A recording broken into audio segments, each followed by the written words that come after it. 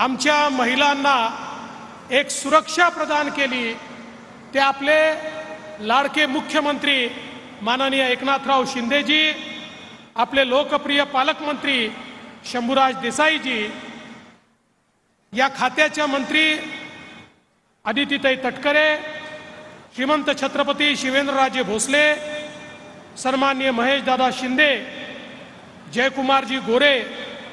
नरेंद्रजी पाटील, मकरंदजी पाटील, दीपकजी चव्हाण, धैर्यशीलजी कदम, पुरुषोत्तमजी जाधव, लोकेश चंद्रजी, जितेंद्र दुडीजी, समीर शेखजी, याशनी नागराजन, मंचावरील सर्व मान्यवर आणि या ठिकाणी विराट संख्येने उपस्थित असलेल्या माझ्या सर्व माता भगिनी आणि थोड्याशा संख्येने उपस्थित असलेले माझे बंधू, उपस्थित सर्व मान्यवर, आज अतिशय आनंदाची गोष्ट आहे की कालच मुख्यमंत्र्यांच्या हस्ते लाडकी बहीण योजनेचा आम्ही शुभारंभ केला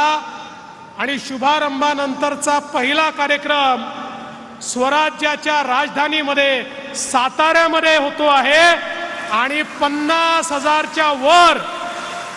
आमच्या माता भगिनी या ठिकाणी उपस्थित आहेत। एक अशी म्हण आहे, जाको राखे साईया मार सके ना कोय, म्हणजे ज्याच्या मागे साई त्याला कोणी मारू शकत नाही। आता आम्ही असं म्हणतो, ज्याच्या मागे ताई त्याला कोणी मारू शकत नाही। एवढ्या बहिणी एकत्रित झाल्यानंतर आणि त्यांचा आशीर्वाद म्हणजे मुख्यमंत्री महोदय आपल्या पाठीशी आता अशी कवचकुंडल उभी राहिली आहेत की यांची सेवा करण्याकरता आता आपल्याला कोणीही थांबवू शकत नाही। खरं म्हणजे या महाराष्ट्रामध्ये आणि देशामध्ये आमच्या महिलां केंद्रित अशा प्रकारच्या योजना या सातत्याने आपण सुरू केल्या, कारण देशाचे प्रधानमंत्री माननीय मोदीजींनी सांगितलं, भारताला गरिबीतनं मुक्त करायचं असेल, विकसित भारताची निर्मिती करायची असेल तर महिलांना सक्षम करावं लागेल, महिलांना मुख्य धारेत आणावं लागेल, महिलांना मानव संसाधनामध्ये परिवर्तित करावं लागेल,